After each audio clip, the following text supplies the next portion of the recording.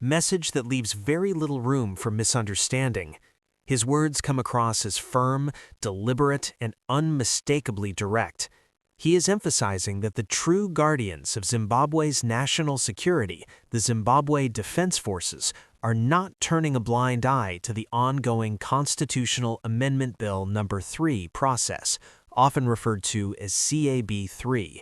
Instead, they are paying very close attention to every step being taken.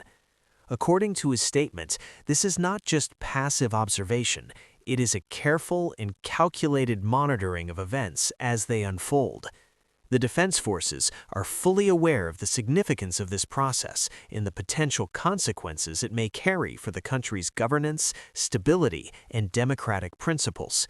His tone suggests a deep sense of responsibility and alertness within the ranks of the military establishment.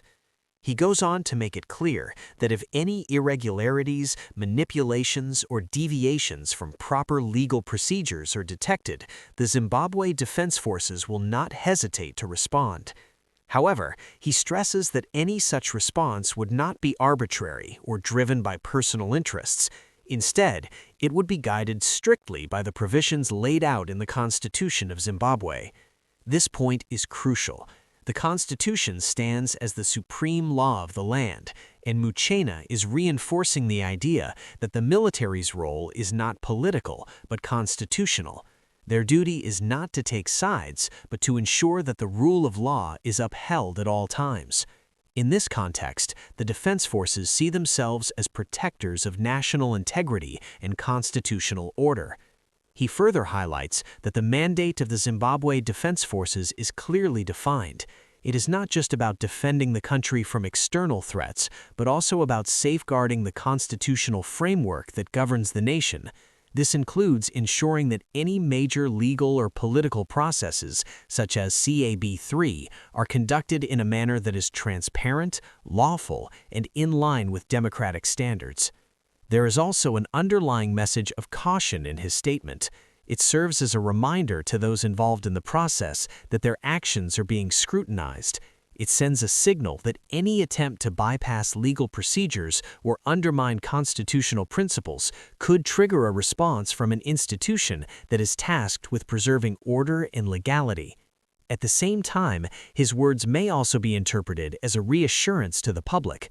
For many citizens, concerns about political processes and their fairness can create uncertainty and anxiety. By stating that the Defense Forces are watching and are prepared to act within constitutional boundaries, Muchena is, in a way, offering a sense of oversight and accountability.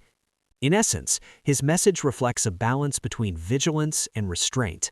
It underscores the importance of following due process while also making it clear that there are mechanisms in place to address any potential wrongdoing. The emphasis remains on the Constitution as the guiding principle for any action that may be taken. As the situation continues to develop, all eyes will likely remain on both the CAB3 process and the role of the Zimbabwe Defense Forces. Muchena's statement has added a significant layer of attention and seriousness to the matter, highlighting that this is not just a routine political procedure, but a moment that could have lasting implications for the country. Ultimately, his words reinforce a simple but powerful idea. The Constitution must be respected, protected, and followed. And according to him, the Zimbabwe Defense Forces stand ready to ensure that this principle is upheld, no matter the circumstances.